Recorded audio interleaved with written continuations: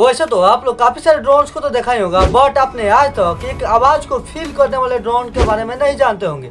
मैं आपको बताता हूँ, एक ऐसा ड्रोन्स को भी बनाया जा चुका है जिससे कि आप लोग कहीं पर भी हो, आपका आवाज सुनकर आपको फील करके आपके पास लैंड कर सकता है। जी आप लोग ठीक सुन रहे हो, और इसी के लिए इस ड्रोन को बनाया गया है और जर्मनी के काफी सारे इंजीनियर मिलकर इस ड्रोन्स को बनाया है।